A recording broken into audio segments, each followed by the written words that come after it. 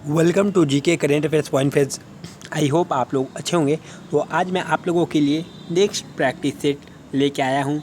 इसके पहले मैंने अभी तक टोटल 20 प्रैक्टिस सेट्स करा दिया है। यदि आप लोगों ने वो प्रैक्टिस सेट नहीं देखा हो तो डिस्क्रिप्शन में उसका लिंक मैं दे दूँगा। तो वो प्लेलिस्ट आपके लिए काफ़ी इंपॉर्टेंट है। 20 प्रैक्टिस सेट यानी 500 क्वेश्चंस को मैं कवर कर चुका हूँ, जिसमें जीके एंड साइंस के अलग अलग प्रैक्टिस सेट्स होते हैं।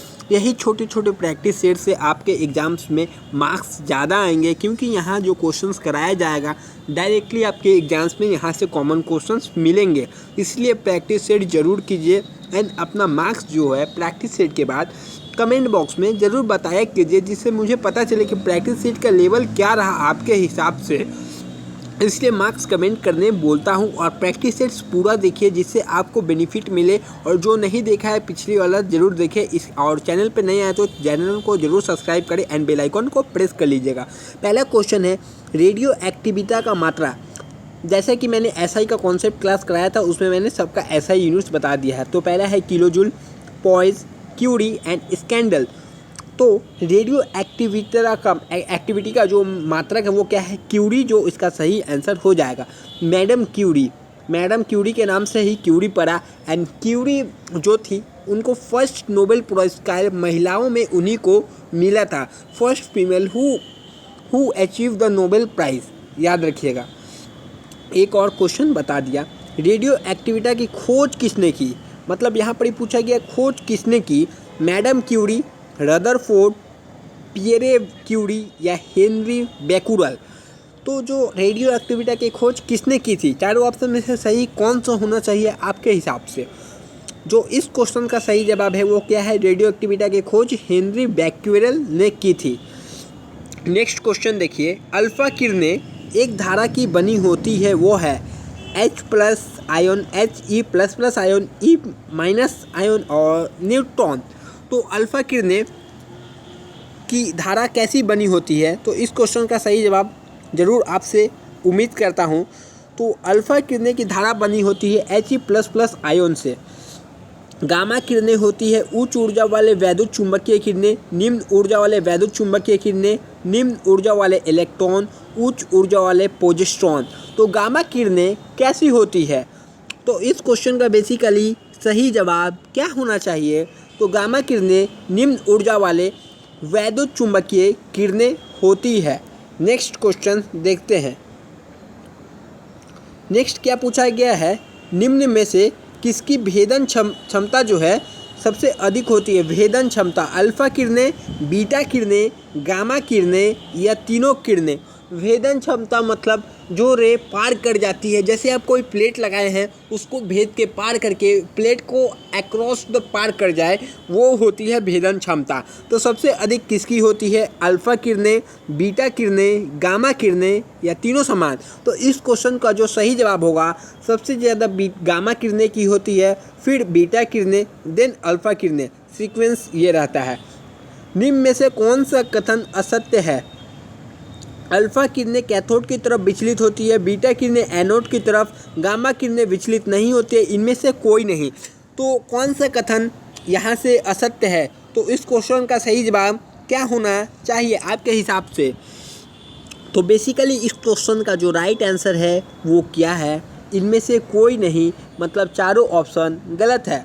एक अल्फा कण के उत्सर्जन की से कमी होती है, 2 न्यूट्रॉन की, 1 इलेक्ट्रॉन तथा 2 प्रोटॉन की, 2 प्रोटॉन की, 2 प्रोटॉन तथा 2 न्यूट्रॉन तथा 2 प्रोटॉन की। एक अल्फा कण के उत्सर्जन से कमी होती है। तो इस क्वेश्चन का सही जवाब क्या होना चाहिए? 2 प्रोटॉन तथा 2 न्यूट्रॉन की कमी होती है एक अल्फा कण के उत्सर्जन होने से। नेक्स्ट देखते हैं। नेक्स्ट है अल्फा कण के बीटा। नेक्स्ट अल्फा का बाद बीटा आ गया। एक बीटा कण के उत्सर्जन से होता है 1 न्यूट्रॉन की कमी तथा 1 प्रोटॉन की वृद्धि होती है, 1 इलेक्ट्रॉन की कमी होती है, 1 प्रोटॉन तथा 1 न्यूट्रॉन की कमी होती है या 2 प्रोटॉन की कमी होती है। ऊपर अल्फा कण बताया तो नीचे बीटा कण भी जरूरी है, कोई भी क्वेश्चन आ सकता है। तो इस क्वेश्चन का जो सही जवाब है, 1 न्यूट्रॉन की कमी तथा 1 प्रोटॉन की वृद्धि होती है एक बीटा कण के उत्सर्जन से। सही बात है, हाँ सही बात है। तो इस क्वेश्चन का सही जवाब होगा 1 न्यूट्रॉन तत्व की कमी 1 प्रोटॉन की वृद्धि। रेडियो एक्टिव क्षय का सिद्धांत किसने दिया था? रदरफोर्ड तथा सोडी, रदरफोर्ड या सोडी तथा थॉमसन या सोडी। तो रेडियो एक्टिव क्षय का सिद्धांत किसने दिया था? तो इस क्वेश्चन का सही जवाब होगा रेडियो एक्टिविटी का सिद्धांत रदरफोर्ड एंड सोडी ने दिया था। तो ऑप्शन ए सही जवाब होगा। नेक्स्ट है ये बहुत बार कराया हुआ क्वेश्चन है। सूर्य और तारों में ऊर्जा उत्पन्न होती है विखंडन क्रिया से, दैव्य शक्ति से, संलयन क्रिया से, इनमें से कोई नहीं। तो इसके पहले भी मैंने आप लोगों को ये क्वेश्चन कितने बार करवा चुका हूँ अभी तक मुझे भी नहीं पता। तो इस क्वेश्चन का सही जवाब आप लोगों से उम्मीद ज़रूर कर रहा हूँ। सूर्य और तारों में जो ऊर्जा उत्पन्न होती है वो संलयन क्रिया के द्वारा होती है। नेक्स्ट क्वेश्चन देखते हैं। प्राकृतिक रेडियो एक्टिविटी श्रेणी का अंतिम उत्पाद है, मतलब अंतिम उत्पाद क्या है? बिस्मिथ है, थोरियम है, लैंड का एक समस्थानिक है या कैल्शियम है। तो प्राकृतिक रेडियो एक्टिव श्रेणी का अंतिम उत्पाद क्या है? इसका सही जवाब आपसे ज़रूर उम्मीद कर रहा हूँ। हर क्वेश्चन का सही जवाब आप लोगों से उम्मीद करता हूँ मैं। तो इस क्वेश्चन का सही जवाब क्या होना चाहिए? तो लैंड का एक समस्थानिक जो है रेडियो एक्टिव श्रेणी का अंतिम उत्पाद है। Next question. परमाणु भट्टी में शीतल के रूप प्रयुक्त होता है भारी पानी, साधारण पानी, कठोर पानी, अल्कोहल। परमाणु भट्टी में शीतलक के रूप में प्रयुक्त होती है।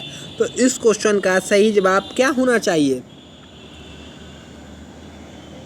क्या होना चाहिए? भारी पानी परमाणु भट्टी के शीतलक के रूप में प्रयुक्त होती है। निम्न में से किसकी पुरातत्वों तथा जीवाश्मों की आयु ज्ञात की जा सकती है? किससे? Option A, option B, option C या ऑप्शन डी। तो किससे आयु ज्ञात की जा सकती है? तो ऑप्शन आप लोगों के समक्ष है। तो इस क्वेश्चन का सही जवाब क्या है? कार्बन के इस मेथड से पुरातत्व तथा जीवाश्मों की जो है आयु, यानी पिछले जीवाश्म मतलब जो जीव पुराने थे उनके आयु ज्ञात की जा सकती है इस मेथड के द्वारा। एमोनियम क्लोराइड में उपस्थित बंध प्रकार है, मतलब बंध जो है, बॉन्ड जो है किस प्रकार का है? केवल आयनिक है, केवल सहसंयोजक है, केवल सहसंयोग तथा उप संयोजक है, आयनिक संयोजक तथा उप संयोजक है। तो एमोनियम क्लोराइड में किस प्रकार का बॉन्ड जो है उपस्थित है? तो इस क्वेश्चन का जो सही जवाब है वो क्या है?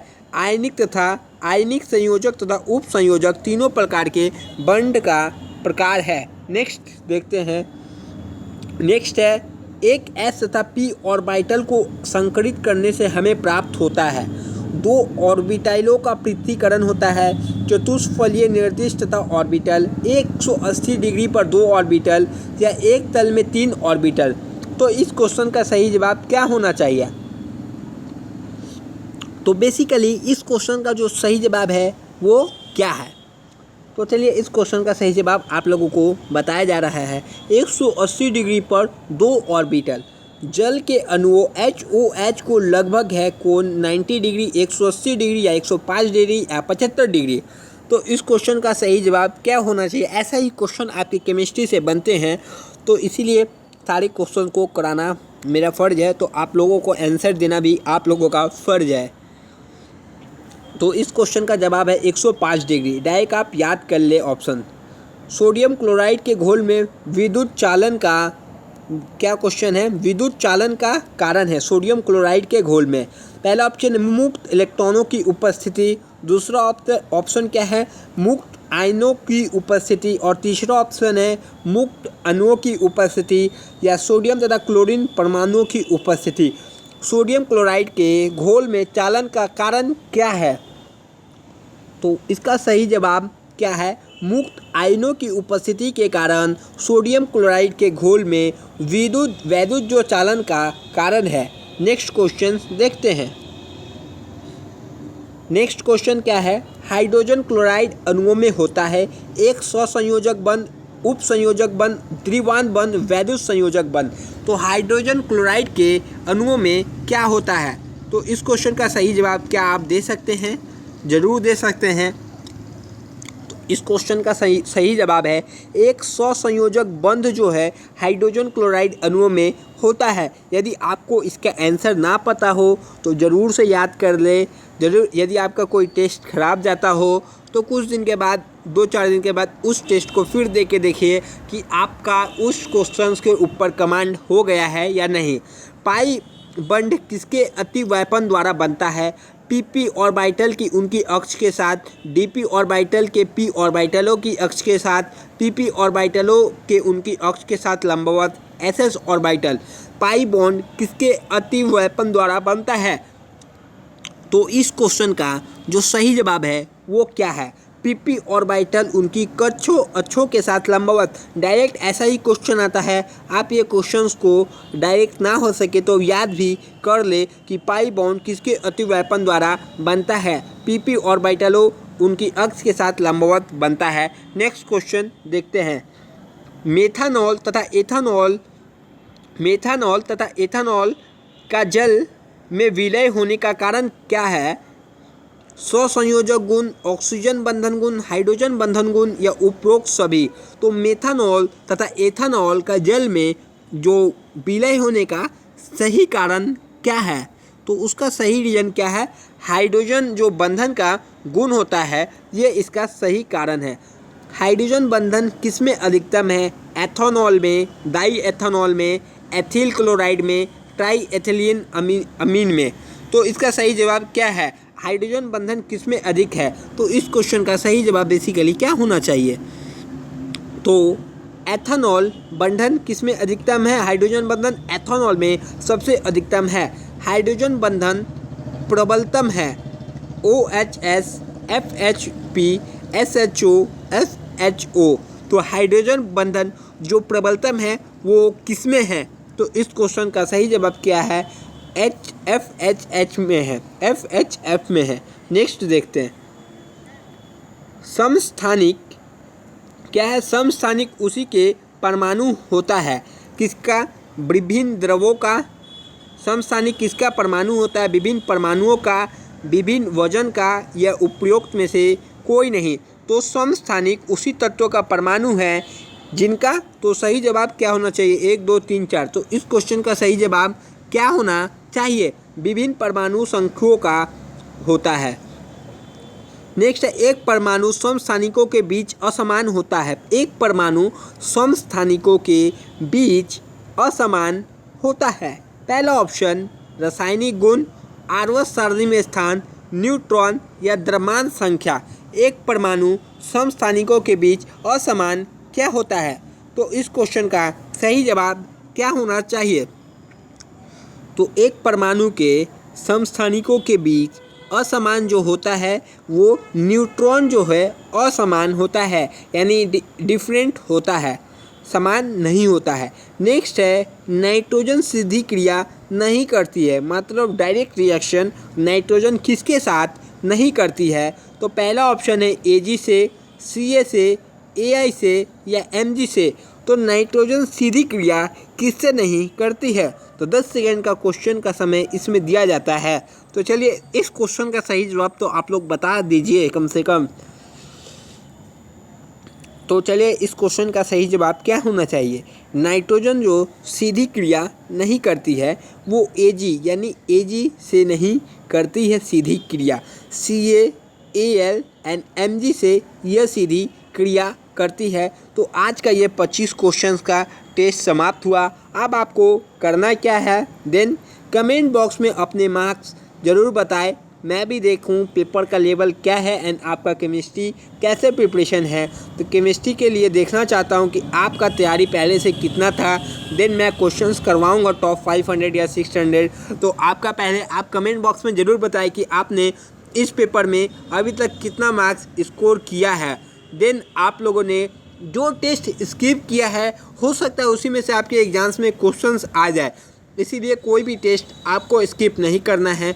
जो भी स्किप किए होंगे उसका मैं प्लेलिस्ट में लिंक दे दूंगा, डिस्क्रिप्शन में प्लेलिस्ट का लिंक, वो टेस्ट आप लोग ज़रूर से ज़रूर दीजिए एंड आप लोग वीडियोस को देखा कीजिए जिससे आप लोगों को नए क्वेश्चंस मिलेंगे एंड एग्जाम्स में कॉमन क्वेश्चंस मिल सके।